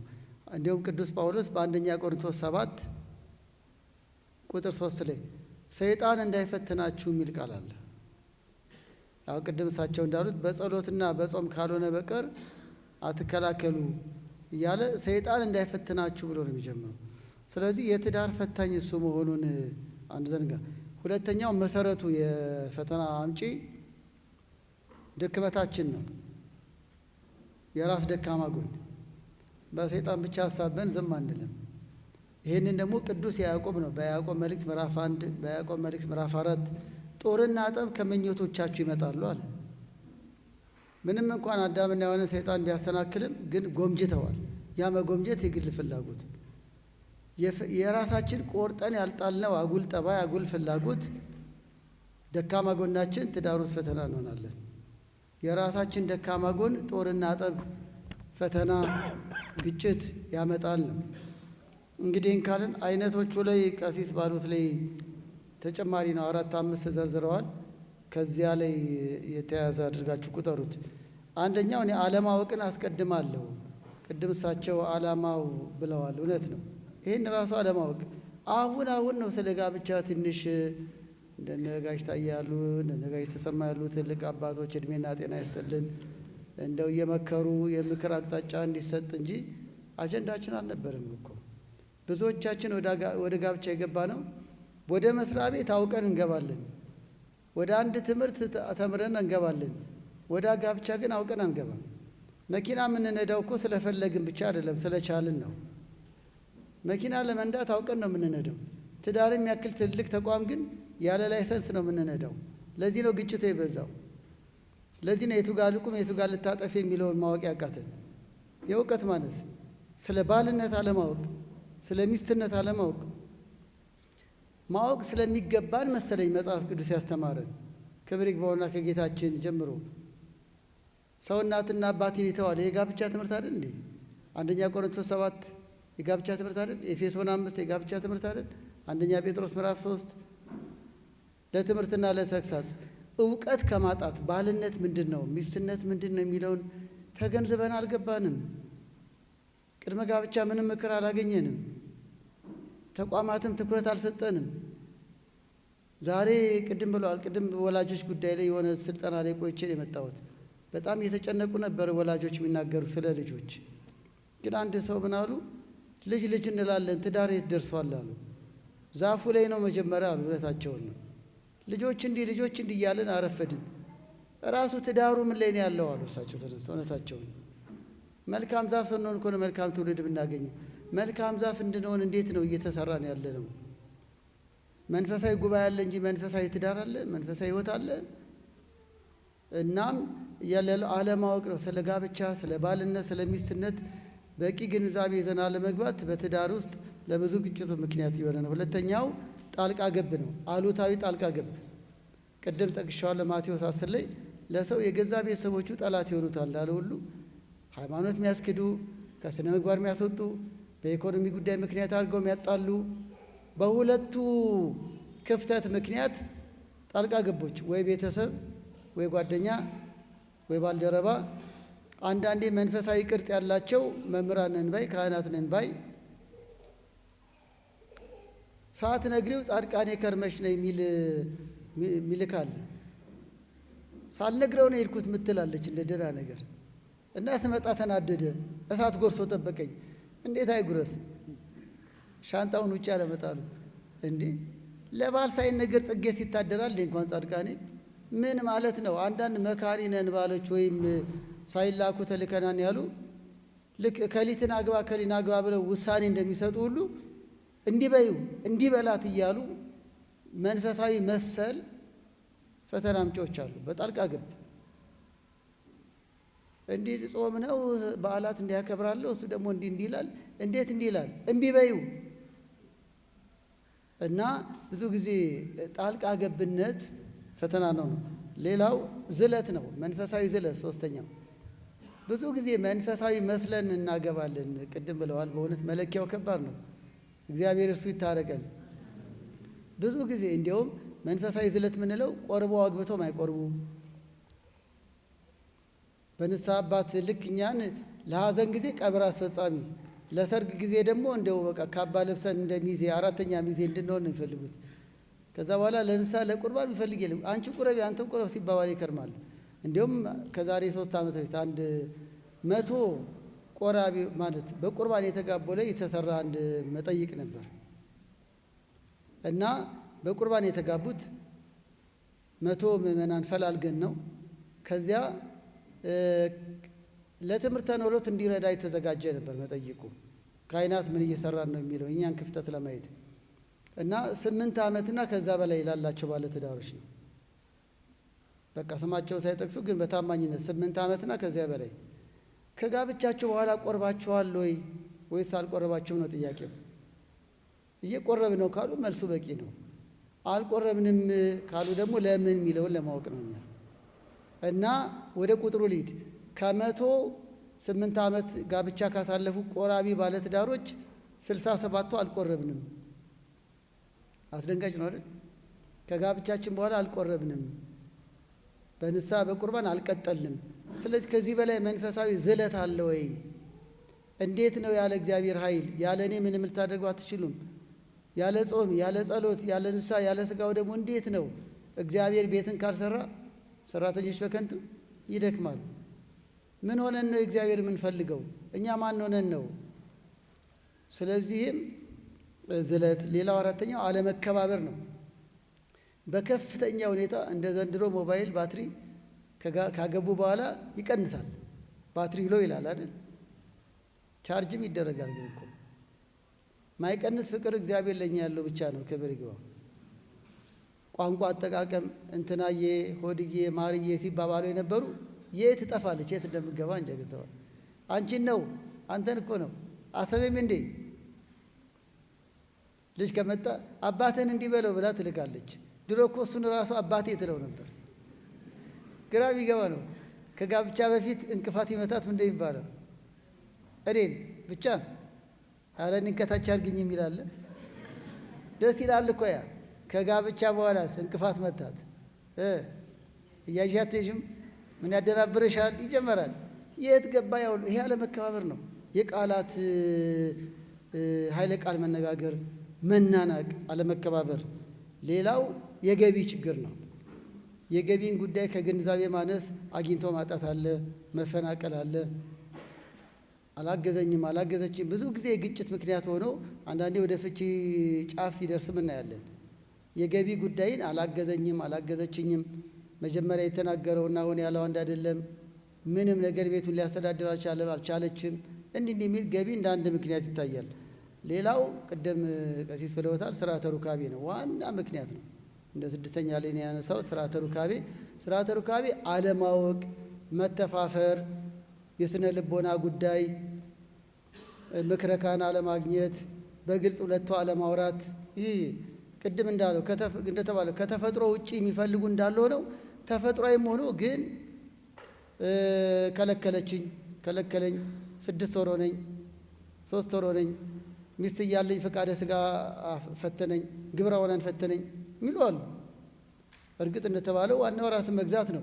እንደ አንድ መፍትሄ ግን ተሰጥቶ ነበር። ስለ ዝሙት ጠንቅ ለእያንዳንዲቱ አንድ ባል ይኖራት። 1ኛ ቆሮንቶስ 7 ቁጥር 5 ላይ ዝሙትንም ድል ከሚያደርጉበት አንዱ ያ ነው። እናም አንዳንዴ እንደ ነውር ማየትም የጋብቻን ሩካቤ እንደ ነውር በማየትም መከልከል። እርግጥ ነው በዓላት፣ ግዝት በዓላት፣ አጽዋማት በተቀደሰው ቀኔ ፈቃድህን አታድርግ ብሏል ኢሳይያስ 58 በተቀደሱ ቀናቶችና በአጽዋማት ጊዜ ፈቃደ ሥጋ ነውና አይደረግም። ሆኖም ግን የግንዛቤ ማለት ቅድም እንዳልነው ነው። ብዙ ጊዜ የሥርዓተ ሩካቤ በምክክር የተፈጥሮና የጤና ችግር ካለ ደግሞ በጠበል በጸሎት ሊስተካከል ሲገባው አልተጣጣንም፣ አልተመቻቸንም፣ አልተግባባንም። እሱም በግድ ነው የሚገኘው። ይህ ነጥብ ቅድም ቀሲስ ያሉት ሁላችን ምንስማ በግድ ነው ይህን የምናገኘው እንጂ ቶሎ አይገልጹትም። ሲበሳጩ ሲነጫነጩ ንፋሱ፣ አዋራው፣ አየሩ ሲያበሳጫቸው ይውላል። ውሃን የሚያስጮኸው ውስጡ ያለ ድንጋይ ነው ይላሉ። ውሃ በራሱ ድምፅ የለውም። ድንጋይ ላይ ሲፈስ ግን ዝናባውን ይጮኻል። ለካ እንደዛ የሚያጫውጨዋቸው ያቺ ጉዳይ የጓዳ ጉዳይ ነች። ሌላው አለመተማመን በጣም ምክንያት ይሆናል። ብዙዎቹ አለመተማመን ድርጊት ፈጽሞ አይደለም። አንዳንዴ እኔ እንደሚገጥመኝ ጥርጣሬ ነው። ግን ለምን ተጠረጠርኩ ደግሞ አይባልም። ለመጠርጠር ምክንያቱ ለምን ሆንኩ ብንል ጥሩ ነው። ለምሳሌ አምሽቶ ይገባል፣ ከነከሊት ጋር ነኝ ይላል። ታዲያ እንዴት አጠረጥርም? ማናት ከሊት?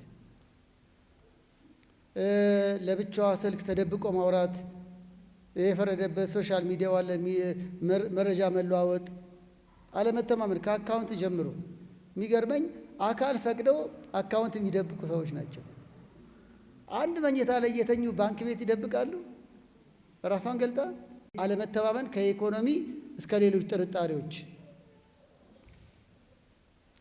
ሌላው መምህር ሽመልስ ሲባሉ ወንድማችን ሲናገሩ የሰማሁት ግጭት አፈታት አለማወቅም ብለዋል። ግጭት ሳይሆን ችግሩ የአፈታት ችግር ነው አሉ። ወይ ግጭቱን ፍቱልን የሚላቸው ጭራሹንም ያፋተው ነው ቁጭ ይላሉ ነው። ግጭቱ ሳይሆን አፈታቱ ነው። ለምሳሌ ግጭት ለመፍታት ብለው ይሰዳደባሉ፣ በስድድብ ያወራሉ። ስድድብ ግጭት ያበሳል እንጂ ይፈታል እንዴ? ግጭት ለመፍታት ብለው የሽማግሌ የማያስፈልገው ጉዳይ ጋር ወይ ባልደር ቢጤዎቻቸው ጓደኞቻቸው ጋር ሄዱና እንዴት እንዲህ ልሻል፣ እንዴት እንዲህ ትላለች ብለው ጭራሽ አብሰውት ቁጭ። የአፈታት አለማወቅ፣ ወደ መጨረሻ አለመነጋገር። በጣም ብዙ ችግር በየካፌው በየምግብ ቤቱ ስንነጋገር ከርመን ቤቱ ውስጥ ስንኖር ግን ማይነጋገሩ ይበዛሉ። ግን መነጋገር ማለት ስልቱም በኋላ ቀስ ሲጨምሩበት ይሆናል። ስላወሩ ተግባቡ ማለት ግን አይደለም። አለመነጋገር ግን ብዙ ጊዜ ግጭት ምንጭ ነው። አንዳንዴ እስቲ እንደዚህ ሆንኩኝ ብላ ስትመጣ ለመሆኑ ከሱ ጋር አውርተሻል ወይ? መች ጊዜ ሰጥቶኝ? በጣም ይገርማቸዋል። ሁለቱ ቢነጋገሩ የትም ሳይደርስ የሚፈቱት ጉዳይ ነው። ግን ይሄ አምባገነንነት፣ አልቀበልም ባይነት፣ እልክ፣ ራስ ወዳድነት ይታጠርና አልሰማሽም አልሰማም መጀመሪያውኑ ለመነጋገር መች ፈቃደኛ ሲሆኑ። ስለዚህም ያለመነጋገር ችግር ፍርድ ቤት ሲያቆማቸው፣ ዋጋ ሲያስከፍል፣ ደስታ ሲያጡ፣ ሰላም ሲያጡ ትዳራቸው ይታያል። መነጋገር ሲባል ግን ከነ ጉዳዩ ማወቅ አለብን። መነጋገር በሰከነ አንደበት ነው። እየተሰዳደቡ እንዴት ነው የሚግባቡት? መቼም አትሰማኝም ብለሽ ከጀመርሽ አይሰማሽም።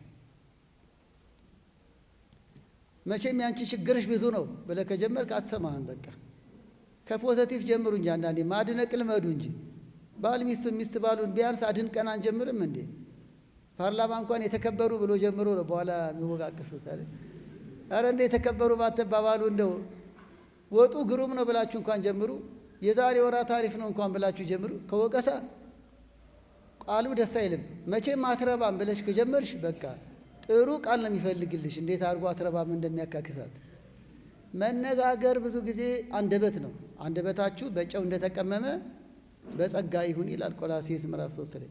አንደበት ነው ብዙ ጊዜ እያጋጭ ያለው አንደበት ነው። አላግባብ ከሆነ አንደበት ደግሞ ዝምታ ሳይሻል አይቀር። አንደበት ከኔጌቲቭ መጀመር፣ አጠልሽቶ መጀመር፣ ወዶ ፈቅዶ መከነች፣ ሰነፈች፣ ደህየች ብዬ ላልተዋት ብለን ቃል ገብተን ያን ረሰን ቃላት አጠቃቀማችን። አንዳንድ ሚስቶች ባሎች ይመጣሉ፣ እኔ እኮ ቢመታኝ ይሻላል ትላለች። እንዲህ ከሚናገረኝ የተናገረውን አልደግምም፣ እንዲህ ከሚናገረኝ ቢመታኝ ይሻላል። ዱላ ጥሩ ነው አይደለም። ዱላ ያስመረጣት ግን ከዱላ በላይ ስነ ልቦናን የሚጎዳ ንግግር ተናግሯት ነው። እና መነጋገር ሲባል በሰከነ አንደበት ነው፣ ከስሜት በነጻ ጊዜ መርጦ ነው። ሌሊት ላይ እንቅልፍ ላይ ድካም ላይ ልጅ እያስተኛች አይወራም። ጊዜ መርጦ ነው፣ ቦታ መርጦ ነው።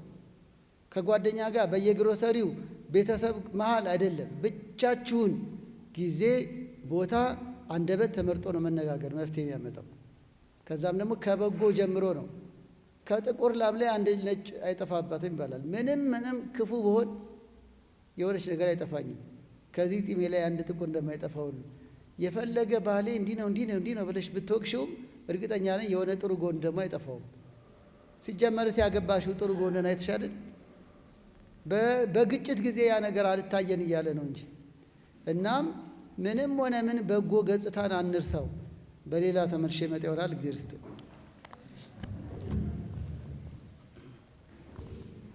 እሺ፣ እግዚአብሔር ይስጥልን፣ ቃለ ሕይወት ያሰማልን። አባቶቻችን በጣም ጠቃሚ ሀሳቦች እየተነሱ እናንተም እየመዘገባችሁ እንደሆነ ተስፋ አድርጋለሁ።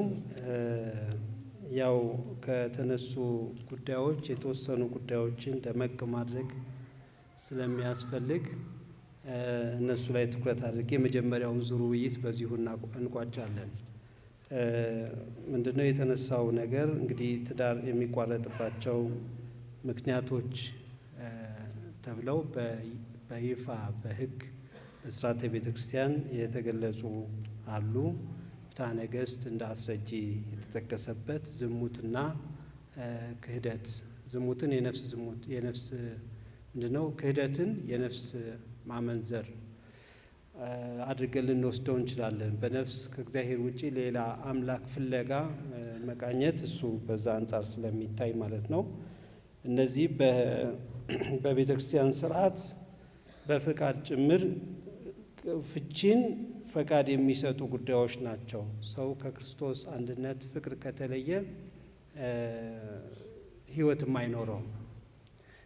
አይኖረውም እና መድኃኒታችን እንደተናገረ ከእኔ ይልቅ እናቱን ወይም አባቱን ሚስቱን ወይም ባሏን የምትወድ ለእኔ ልትሆን ለእኔ ሊሆን አይገባውም ስለሚል ከዚህ አንጻር ያ አንድነት ይቋረጣል፣ ሃይማኖታዊ አንድነቱ ይለየዋል።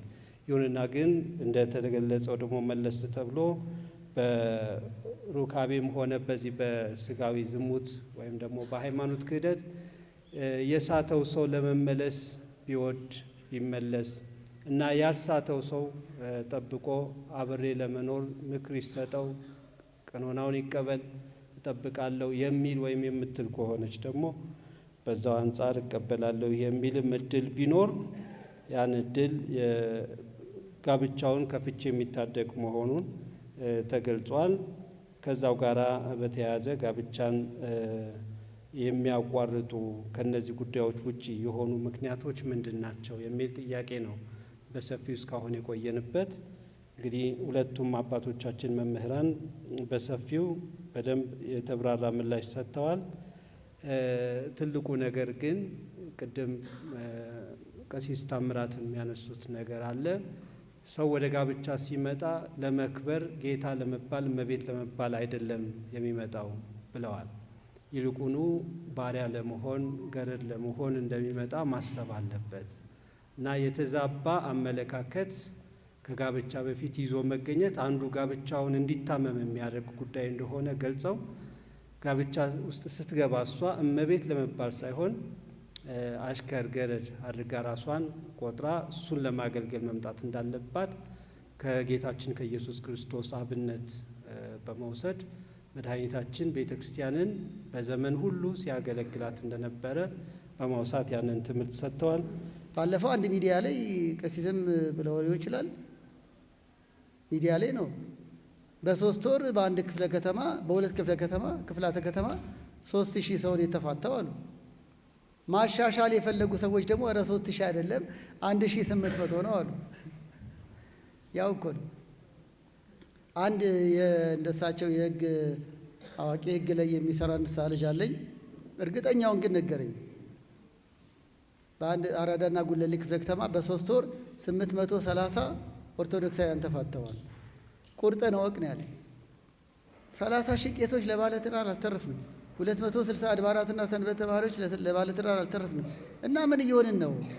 ምን ህንፃ እየሰራን ፉካ እየሰራን ትዳር እየፈረሰ ቤተክርስቲያን እያደስን ነው እየሰራን ነው። ምን እየሆንን ነው? እናም ወገኖች ይሄን ሁሉ ያልኩት የሚያሳመመው አንዱ በእግዚአብሔር ቃል አለመመራት ነው። መፍትሄው ደግሞ በእግዚአብሔር ቃል መመራት ነው። ሚስቶች ታዘዙ፣ ባሎች ደጉኑ። ይኸው ከዚያስ አብራችሁ በጸሎት ኑሩ ይለናል። ደግሞ አንደኛ ጴጥሮስ ምዕራፍ 3 ላይ ደግሞ በማስተዋል አብራችሁ በጸሎት እየተጋችሁ ኑሩ። ከዚህ በላይ መፍትሄ አለ እንዴ? በእግዚአብሔር ቃል መሰረት እንመራ ነው። እግዚአብሔር ይሄን ልብ ለሁላችን ያድለን። ሌላው ትዕግስት ነው። ትዳርም ያክመው ትዕግስት ነው። የዚህ ተቃራኒ መቸኮል ነው። ችኩል ለመጉደል ይቸኩላል አለ ጠቢቡ ሰሎሞን።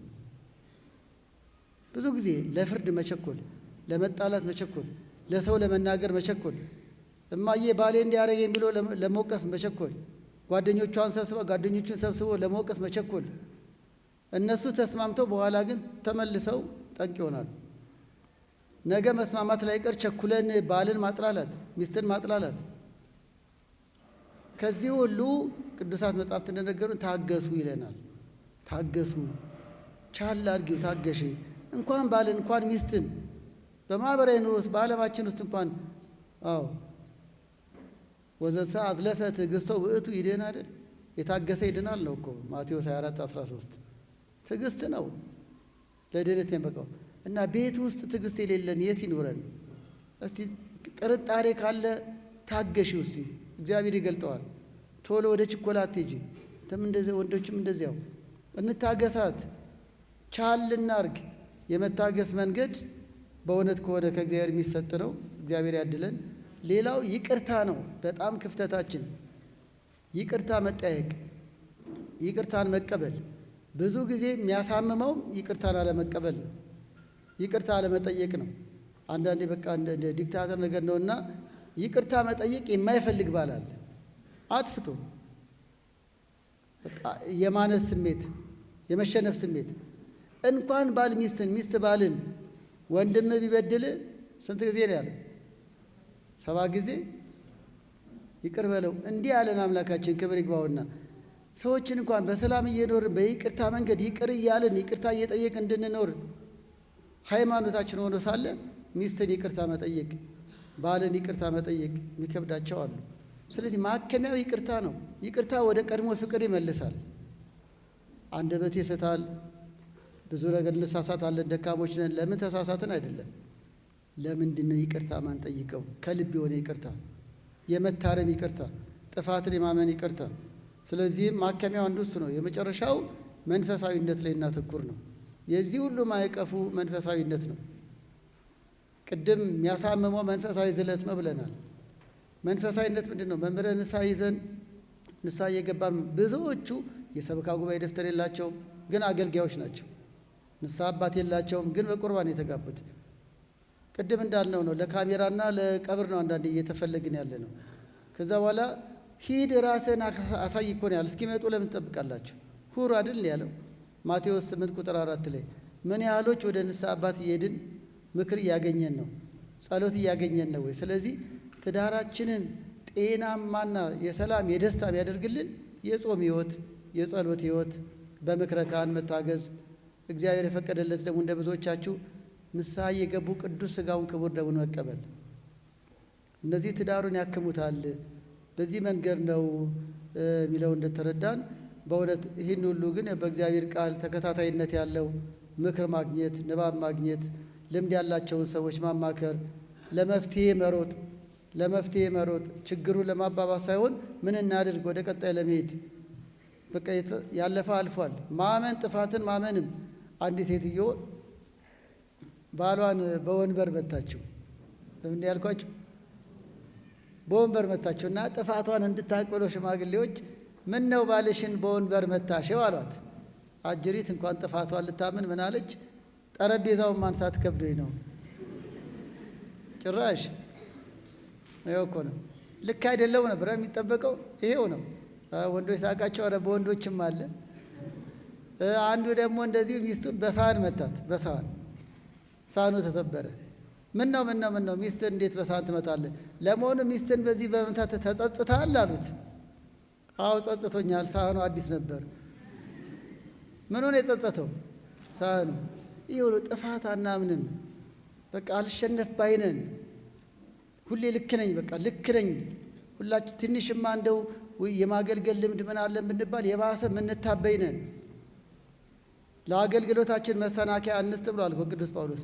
ብዙ ጊዜ እየተነቀፍን ነው። ሰዎች ማን ይሉናል የሚለውንም አጥኑ። በአገልግሎት ሰበብ ትዳራችን ይበጠበጥ አለ። ለማደርም አስፈቅደሽ ነው፣ ለመሰብሰብ አስፈቅደሽ ነው። በሰንበት ትምህርት ቤት አትምጣብኝ ብላ ሰንበት ትምህርት ቤትም መጣያ ምክንያት ብታደርጋለች። አራት አስነቀፉብን። ከዛ ያ ባል ምን ይላል? ሰንበት ትምህርት ቤት እንዲህ ነው እንዲህ ይላል። አትምጣብኝ በሰንበት ትምህርት ቤት እንደፈለግኩ እሄዳለሁ። ተወኝ በሷ ትምህርት ወጥ አልተሰራ፣ ሽንኩርት አልተከተፈ፣ ልጆቹ አልበሉ፣ ቀኑን ሙሉ ሰንበት ትምህርት ቤት ነኝ ብላ ውላለች እሷ። ከዛ ምን ሆነሽ ነው ይላታል እሱ። በሰንበት ትምህርት ቤትማ እንዳትመጣብኝ። ሰንበት ትምህርት ቤት ማለት ወጥ ማያሰራ ነው እንዲህ ብሎ ያስባል እሱ። እንዲጠላ። እንዲህ አይደለም እህቶቻችን፣ እንዲህ አይደለም ወንድሞቻችን። ቤተ ክርስቲያን መልካም ገጽታን፣ በጎ ሕይወትን፣ የተቀደሰ ኑሮን ማሳያ እንድትሆን እንጂ በአገልግሎታችን ሰበብ ግጭት ማድረግ የለብንም። በማህበር እንዲህ አገልግሎት አለብኝ። አገልግሎትም ልክ አለው፣ ስርዓት አለው፣ ገደብ አለው። ቅድም እንደተባለ መጀመሪያ የምናገለግለው ቤታችን ነው። እንኳን እናንተን ሰሪያ ቤቱ የተባለ እኛ ቤቱን ያላስተዳደረ ቤተክርስቲያን ያላስተዳድር ነውን?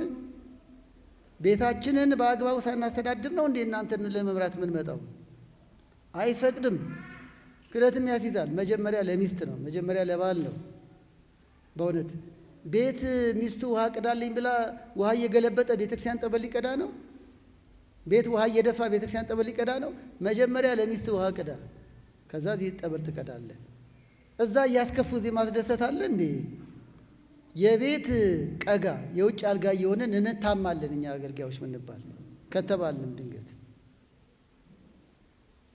እንዲህ ነው እንዴ የቤተ ክርስቲያን ሰው ማግባት እስኪሉ ድረስ ኧረ ምን ነው ታሞብናል። ስለዚህ በእግዚአብሔር ቃል እንመራ፣ መንፈሳዊነታችንን እናጠንክር፣ ቃል እግዚአብሔር እንስማ፣ ከመምህራን ምክረ ካህን እናግኝ፣ በሱባኤ እየገባን እየጾምን እየጸለይን አስራት እያወጣን ቤታችን የበረከት ይሁን።